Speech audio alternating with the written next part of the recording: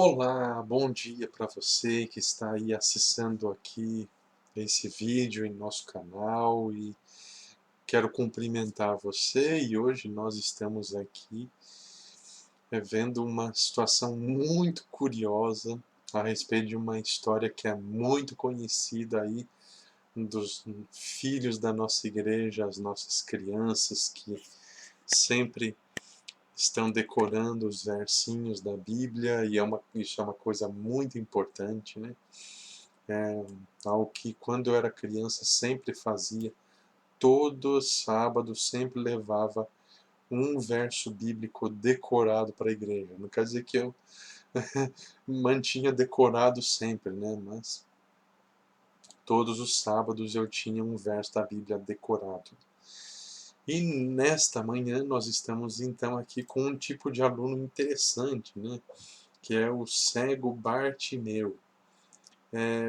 Pode parecer um nome isso daí, mas geralmente a grande maioria dos expositores dessa história, quando comenta a respeito desse nome Bartimeu, ele geralmente vem de uma construção do grego que é uma expressão, na verdade, não é uma única palavra, né?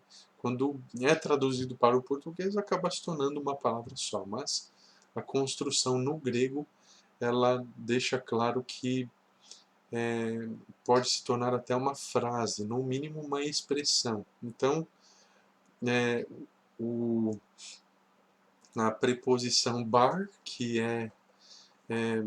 na verdade tem um significado de uma palavra, significa filho, filho. Então, Bartimeu, então você coloca filho Timeu. Só que filho Timeu não é uma coisa que, quando é traduzido para o português dessa forma, não tem sentido. Filho Timeu, o que, que é isso, né? Então você coloca filho de Timeu. Okay? Então, era uma pessoa, como o próprio nome já dá a entender, que para aquela sociedade judaica, é, aparentemente espiritual, mas era uma sociedade hipócrita, era uma sociedade, em termos práticos, secularizada, né, porque não era verdadeiramente fiel a Deus. Então, esse nome representava o que aquele cego era para aquela sociedade. Não tinha nem mesmo nome para eles. Era apenas conhecido como o filho do Timeu lá. Nem se lembravam do seu verdadeiro nome.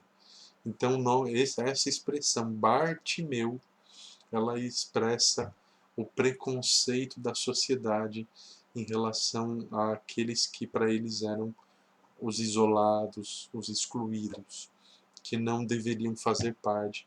E que se estava cego daquele jeito era porque ele ou os pais haviam cometido algum pecado, então que nem chegue perto da gente.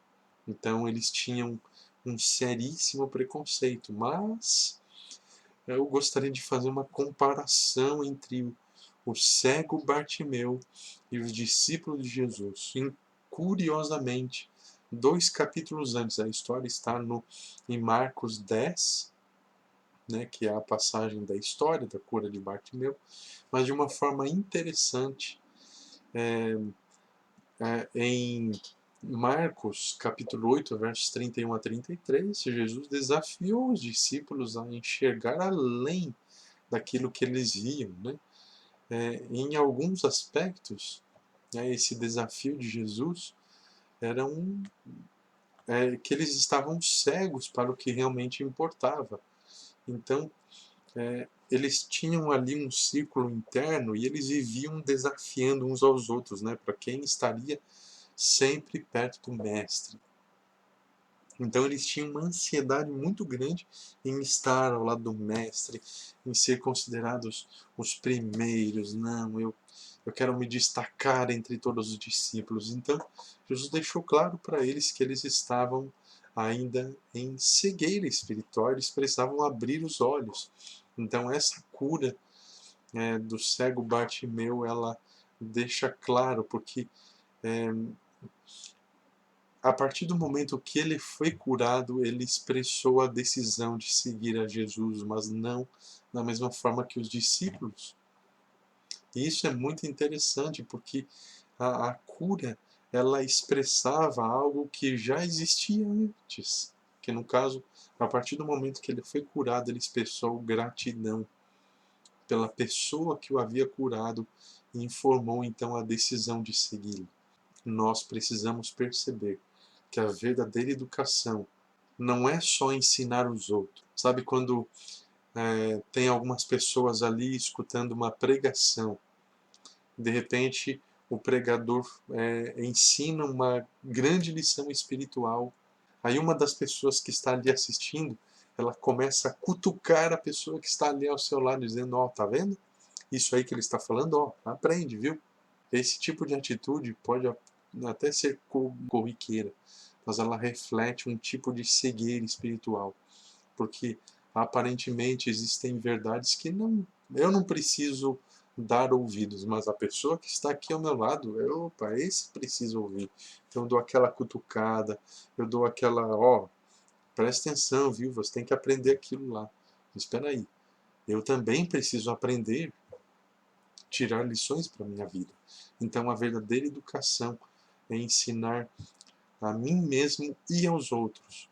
Amanhã nós continuamos o nosso estudo, nós teremos o estudo adicional para completar então a lição dessa semana. Que Deus abençoe você e um forte abraço.